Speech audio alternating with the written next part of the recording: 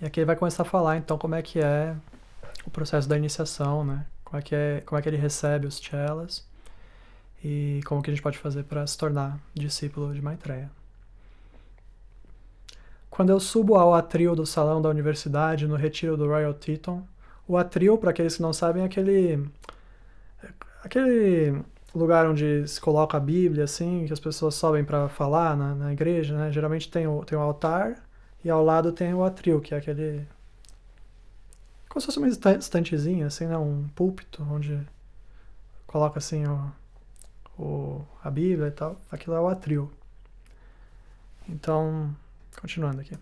Quando eu subo ao atril do salão da universidade no retiro do Royal Teton e falo com os chelas de Moria que vieram para ouvir as palavras de Maitreya sobre a iniciação, eu falo na poesia da natureza. Eu falo no movimento do vento. Eu falo nas formas de vida que são comuns para as evoluções da Terra. Pois nessas mesmas formas está a chave para o sem forma e para a geometria interna do núcleo de fogo branco, que é onde a iniciação começa. Aqui ele está explicando, né, porque ele começou falando sobre todas essas questões, falando sobre a rosa, o Nautilus, o sistema solar, todas essas manifestações que nós conhecemos, né, que nós temos familiaridade, porque a partir dessas manifestações, ao contemplar a beleza desses movimentos, né, na matéria, a gente está recebendo uma chave para aquilo que é sem forma, para aquilo que não tem forma, que não está manifesto, né? Essa geometria interna do núcleo de fogo branco. É ali onde a iniciação começa. Então a gente começa a contemplar, a gente começa a ter um sentimento do que é Deus, do que é o Espírito imanifesto, né? Como que a gente acessa isso? Primeiro de tudo, a gente acessa a partir do reflexo desse manifesto na matéria, né? Algo que fica mais palpável, mais imediatamente acessível a nós. E aí, por intermédio da Mater, da Mãe, nós então penetramos os mistérios de Alfa, né? Os mistérios espirituais do Pai. Aí tem uma passagem bem interessante, assim, que Maitreya diz que muitos de nós pleiteamos de nos tornarmos discípulos de Maitreya, pedimos muito amorosamente, né, para sermos iniciados, mas que não reconhecemos o Guru quando ele apareceu. Quando eu vim, não me reconhecestes.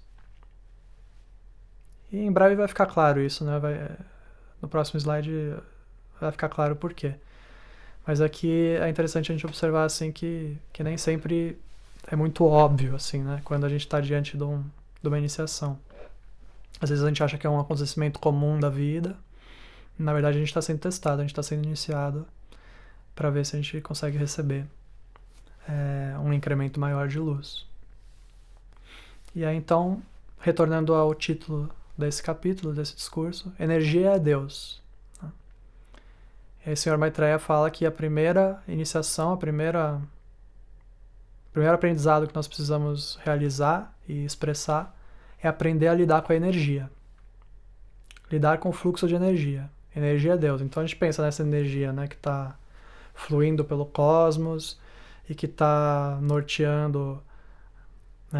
Você tem galáxias ali, vários sóis conectados, o Sol central conectado com esses sóis de várias galáxias, conectado com o nosso Sol, esses pontos de consciência interligados, determinando a direção divina para as formas que os planetas vão descrever ao redor daquele Sol e todas as evoluções do planeta. Ou seja, tem um fluxo de energia aí, né? Algo que permeia. Para além de tudo que está manifestado, o que está entre? Né? O que está entre todas essas coisas? Está justamente esse espírito, né? E manifesto de Deus que determina todo esse fluxo de energia. Né? Energia é Deus. E a mesma coisa no átomo, né? Se a gente for refletir que você tem muito espaço vazio entre os elétrons e, na verdade, para cada átomo, nós temos assim 0,01% que é realmente matéria sólida e 99,9% espaços vazios, né? Então, se a gente for pensar, na verdade, tudo que é manifesto, tudo que é material, tudo que a gente pega, na verdade, é composto 99,9% de espaços vazios, né? O espírito, ele está permeando tudo isso, todos esses espaços, né? E nós temos então que aprender a lidar com essa energia em movimento, que é a energia de Deus, ou seja, receber e dar, né? Sermos transmissores da energia divina e contatar então uma realidade superior a nós para que possamos transmitir essa energia adiante, né? Então, o dar e o receber, ele não é apenas num sentido horizontal, assim, né? Ou seja, eu me encontrar com um amigo e dar algo e depois receber algo desse amigo, né? Assim, na esfera material, nas interações humanas. Mas também o dar e receber num sentido vertical, assim, né? Da gente receber a energia de Deus e transmiti-la às evoluções que vão vir depois de nós, nesse caminho iniciático, né? Da mesma forma que o Sanat Kumara transmitiu ao Gautama Buda transmitiu ao Sr. Maitreya transmitiu ao Senhor Jesus, e assim por diante, né? Tem uma cadeia hierárquica da transmissão da luz. E cada um de nós ocupa uma posição única, específica nessa hierarquia. Quanto mais nós evoluímos, mais nós evolui também a nossa responsabilidade de transmitir essa energia, né? Então os mestres nos iniciam para que nós possamos ter maior capacidade de transmitir essa energia sem impedir esse fluxo, né? Então a primeira iniciação é a gente aprender a lidar com a energia, aprender a dar e receber. E aqui tem uma palavra do Senhor Gautama, né? Então eu vou trazer aqui palavras do mestre de Maitreya e palavras do discípulo de Maitreya, Jesus. Sobre dar e receber, uma palavra de Gautama Buda. Quando recebeis uma bênção do alto, transmiti-a livremente a todos, sem os impedimentos do ego ou expectativas de adulação. Sede como um cristal, transmitindo a luz do sol. Assim, Deus pode vos transmitir energia ilimitada e os 6 poderes sagrados do caminho do Bodhisattva. O Bodhisattva, ele é o discípulo do Buda, né? O Buda é aquele que vai se tornar um Buda. Aprendei a dar e aprendei a receber. Tende fé que tudo que dardes e todas as vossas boas obras retornarão a vós multiplicadas por 10, pelo poder das 10 perfeições na roda da lei. As 10 perfeições são o ensinamento do Buda sobre os 5 raios secretos. São 10 perfeições que representam a polaridade alfa e a polaridade ômega, né, masculino e feminino, dentro de cada um desses 5 raios secretos, que são os raios que estão além dos 7. Né? A gente tem 7 raios e depois tem os 5 raios secretos, totalizando 12. Né? Então, tudo aquilo que nós realizarmos, todas as boas obras que nós realizarmos, tudo aquilo que nós transmitirmos de luz aos nossos irmãos, vai retornar a nós multiplicado por 10, pelo poder dessas 10 perfeições, pelo poder desses 5 raios secretos, na roda da lei. O que é a roda da lei? São esses ciclos, né? Justamente da mesma forma que os planetas giram e que existem todos esses ciclos na matéria, tudo aquilo que nós damos é uma energia que a gente colocou em movimento e que vai retornar para nós na lei dos ciclos, multiplicada por 10, porque foi qualificada com o amor divino. Testai essa lei, mas tende fé nela primeiro. Ou seja, os mestres, eles querem que nós acreditemos, mas eles querem também que a gente coloque à prova as leis, né? Às vezes a gente pode ficar pensando, não, mas será que eu não estou duvidando? Se eu for colocar a coisa à prova, pode ser porque eu estou duvidando. Não, a gente tem fé. Não, eu tenho fé. Se eu tenho fé, eu quero ver a coisa acontecer, eu quero ver a coisa se concretizar, né? Quero colocar isso à prova e confirmar que funciona, né? Tende fé nela primeiro. Testai essa lei, mas tende fé nela primeiro. E mesmo no processo de pô-la à prova, sustentai a vossa confiança e fé. Ou seja, a gente fica confiante de que aquilo vai dar certo porque Deus nos deu a promessa e a gente coloca em marcha, coloca em ação para poder colher na lei dos ciclos esse momento de confirmação. Eu vou dar um exemplo da minha vida pessoal. Eu tinha bastante dificuldade de manifestar um grau maior assim, de prosperidade material, financeira, né? E aí eu comecei a estudar nos ensinamentos, falava sobre a lei do dízimo, né? E é uma coisa que eu nunca pratiquei, nunca tinha praticado, né? E eu sentia que eu já tinha limpado bastante, assim, crenças limitantes com relação a dinheiro, a questões materiais e tal, e não entendia por que não estava chegando ainda nas minhas mãos a prosperidade, assim, né? Material. Aí eu comecei a aplicar a questão da lei do dízimo. Eu apliquei dessa forma que o senhor Gautama trouxe, né? De dar com fé de que vai retornar a mim multiplicado por 10, né? E realmente começou a acontecer, né? A gente recebe a confirmação, às vezes, de forma bem concreta. E eu ainda tinha um pouquinho de dúvida, assim, né? Tipo, será que vai funcionar mesmo? Eu acreditava, eu tinha fé, mas é claro que às vezes vinha um sentimento de dúvida, um pensamento de dúvida. E eu ficava esperando, assim, uma confirmação. Não, por favor, me dá uma confirmação pra tirar essa dúvida, né? Me ajuda a superar essa dúvida. Eu pedia, né? Nas minhas orações. E aí, teve um momento que veio um valor exato, assim. Não lembro se eu doei R$50, assim, e aí entrou 500, assim. Mas não era um valor redondo, era um valor, assim... Era um valor muito exato, assim, que era realmente pra dar essa confirmação, assim, sabe? Tipo, eu doei R$46 e veio 460, sabe? Uma coisa assim muito... Um valor muito exato, assim, né? E aí, com isso, veio essa confirmação, né? Então, os mestres realmente, eles dão a nós as confirmações que nós necessitamos para fortalecer a nossa fé também.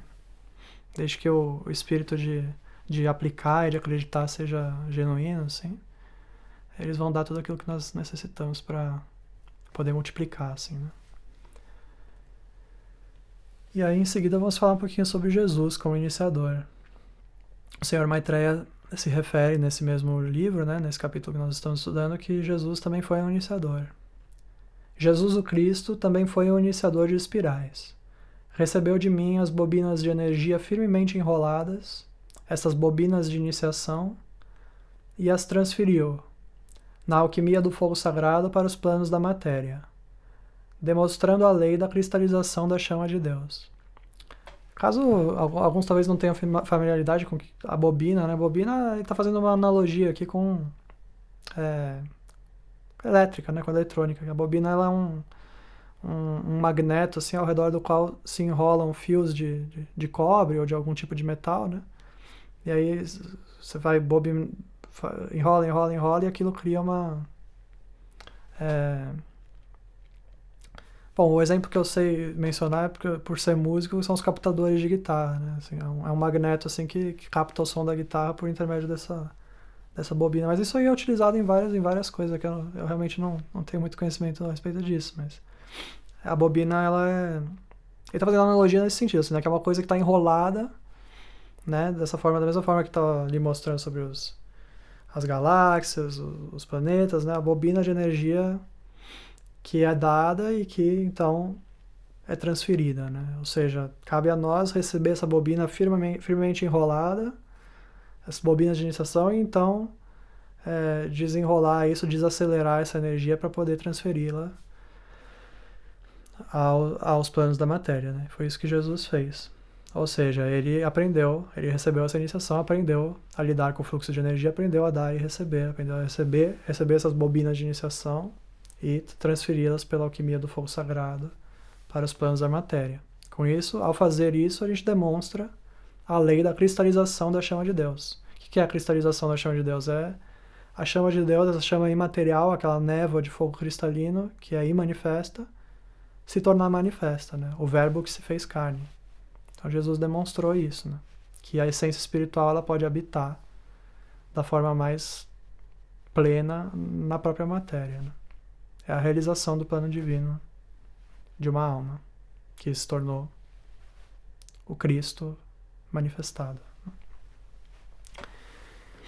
E aí então nós precisamos então aprender a reconhecer as iniciações, né? O Sr. Maitreya falou antes que às vezes as iniciações vêm e a gente não reconhece, né?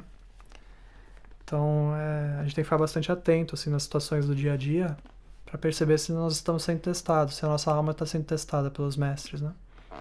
É uma questão que nos incomoda, que nos deixa com raiva, como é que a gente vai reagir àquilo, né? Uma situação da vida que alguém nos fala alguma coisa que cutuca nosso ego, né? Que a gente fica assim, a gente sabe que é verdade, mas a gente fica meio assim, né? Todas essas coisas são iniciações, né? São testes. E não apenas essas coisas assim relativas ao eu individual, mas também relativas ao serviço ao outro, né? Oportunidades de ajudar um irmão que a gente às vezes deixa passar, né? Todas essas coisas a gente tem que ficar bem atentos, assim, porque a gente está sempre fazendo uma escolha, né?